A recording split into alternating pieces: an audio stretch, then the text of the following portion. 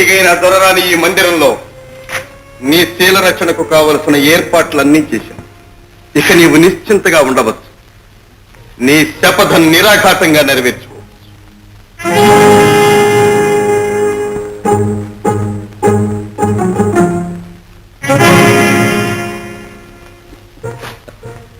మందిరం ఎలా ఉంది? ఓ మనోహరంగా ఉంది. కారాగారానికి కావలసిన ఏర్పాట్లన్నీ చక్కగానే ఉన్నాయి. మీరు కారాగారంగా భావించవలసిన పనే లేదు. మా మహారాణి హోదాకు తగ్గట్టు సకల సౌకర్యాలు సమస్తోపచారాలు యథావిధిగా జరుగుతాయి. చెంచల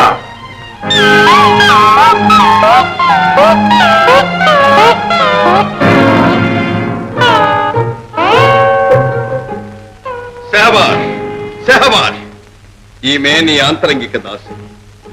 నీడలా వెంటాడి కంటికి రెప్పలా కాపాడుతూ ఉంటుంది. నీ దినచర్యల్లో ఏమాత్రం అనుమానం కలిగినా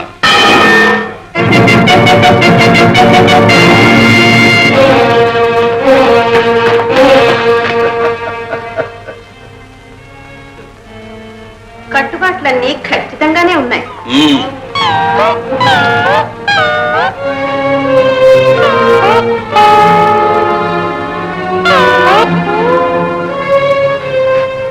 నీకిక్కడ ఎప్పుడు ఏది కావాలన్నా లభిస్తుంది.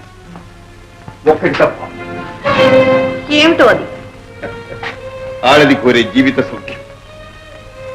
మిమ్మల్ని తలుచుకుంటూ హాయిగా కాలక్షేపం చేస్తాను. ఒక్కనాడు కాదు, ఒక్క ఏడు కాదు, జీవిత పర్యంతం ఆనందంగా గడిపి వేస్తాను. కాలగతి ఏనాటికి ఎలా మారుతుందో ఎవరు చెప్పగలరు? అవునవును. రాబోయే ఆ ఆనందాన్ని తలుచుకుంటూ నీ శీలాన్ని భద్రంగా రక్షించుకుంటూ జీవించు. కరగిపోయే కాలంలో కలిసిపోయే ఆ కన్నెనాటి కలలన్నీ తలుచుకుంటూ కన్నీటితో వటించు. అంతరాలు గ్రహించలేని నీ అహంకార మదానికి నిన్ను నీవే నిందించుకుంటూ యావత్ జీవితం ఈ కారాగార వాసంలో కృంగి కృషించి నశించు. ఏమిటా నవ్వు? ఇంకా నీ శపథం నిలబెట్టుకోగలవని ఆశ ఉందా? మీ మాటలు వింటుంటే నా శపథం నెరవేరుతుందనే ఆత్మవిశ్వాసం అధికమవుతోంది. వేడుకోగా వేడుకోగా కనిపించిన దైవమే కనికరిస్తుంది. కట్టుకున్న భర్త కనిపించే దైవం. ఏ నాటికైనా మీ మనస్సు మారకూడదా? నా నోము పండకూడదా? అసంభవం. మా మనస్సు మారదు. ఆ జన్మాంతం నీవు మా కోసం మగ్గి తావలసింది. చెంచల, 1000 కళ్ళతో కనిపెట్టి ఉంది.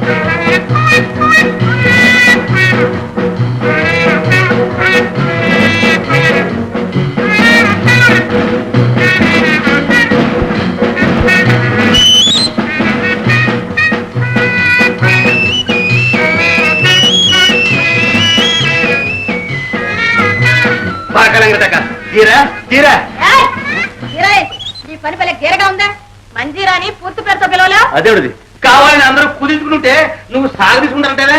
అది సరే, పొద్దున్నే పిల్లి మొక్కలేస్తున్నందుకు? అదే శరీర వ్యాయామం.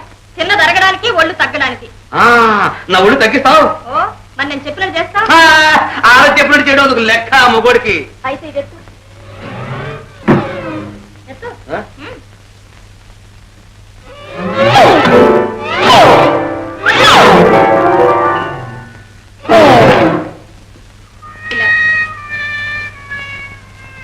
నేను చేసినట్టు చేయాలి.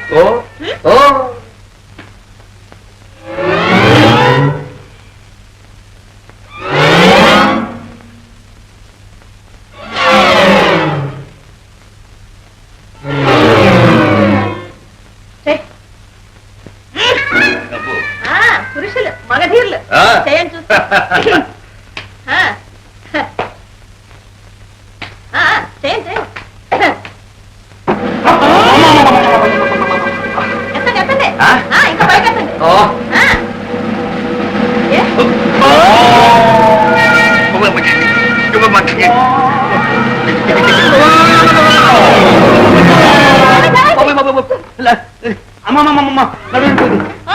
చెయ్యి నడురిపోయింది బాబాయ్ పోనీలే కానీ చెయ్యనిస్తే నన్నే పడేసావా నేను ఎక్కడ పడేసాను నువ్వే పడిపోయి నేను చెయ్యి కూడా వేస్తున్నావేంటి భావనని ఎక్కడ తప్పిపోయింది ఈ శరీరం యూను ఏమైంది నా జబ్బా నా దెబ్బ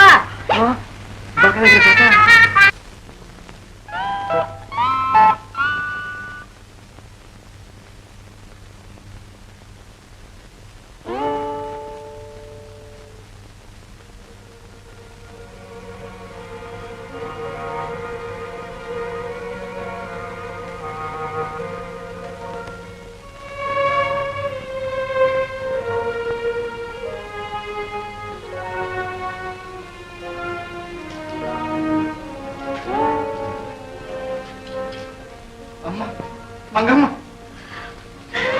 నాన్న అమ్మా వచ్చావా నాన్న వచ్చావా రా నాన్న కూర్చో కూర్చో ఎన్నాళ్ళకు చూశాను నాన్న ఈ జన్మలో మళ్ళీ నిన్ను చూస్తానో లేదోనని భయపడ్డాను బాగున్నావా నాన్న చావు రాక చావలేక ఈ నిర్భాగ్యుడు ఇంకా బ్రతికే ఉన్నాడమ్మా అలా అనుకు నాన్న సముదాయించిన సాయపడిన ఈ లోకంలో నీకన్నా నాకెవరున్నారు లేదమ్మా అన్ని విధాలా భగవంతుడు నన్ను పరీక్షిస్తున్నాడు తల్లి అమ్మా చెంచల నాన్నగారికి కాస్త పలహారం తెచ్చి పెడతావా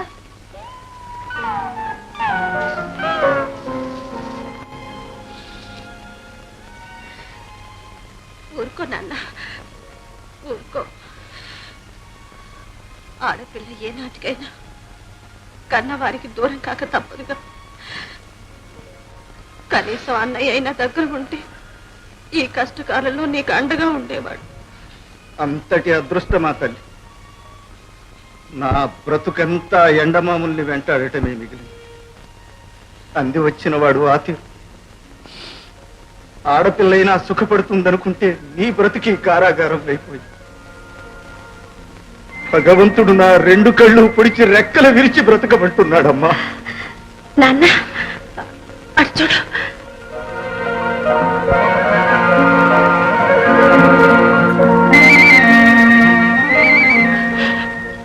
నాన్న మన ఇంటికి ఇక్కడికి ఇలాంటి స్వరంగం తవ్వించు బయటపడే బాట దొరికితే మాట నిలుపుకునే మార్గం అదే దొరుకుతుంది అలాగేనమ్మా ప్రభువులిచ్చిన పైకమంతా వెచ్చించి పాతాళ మార్గం తప్పిస్తా అహోరాత్రాలు పనిచేసైనా పూర్తి చేస్తాను శపథ నిర్వహణకి ఇదే తొలి అధ్యాయం కావాలి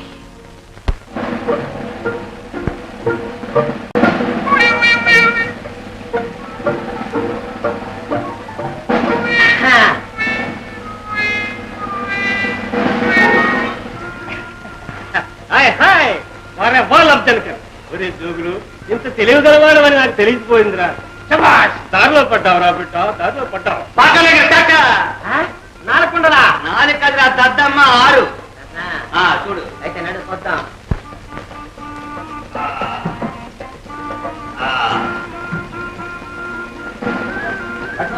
పట్టుకో తల పట్టుకున్నాం ఇదిగో చెవి తెచ్చాం ఆ చెవి వదిలేస్తాం కంగారు పడదు నువ్వు చూడు కంగారు పడుతున్నాడు పట్టుకుంటాడు నడవాలి మరి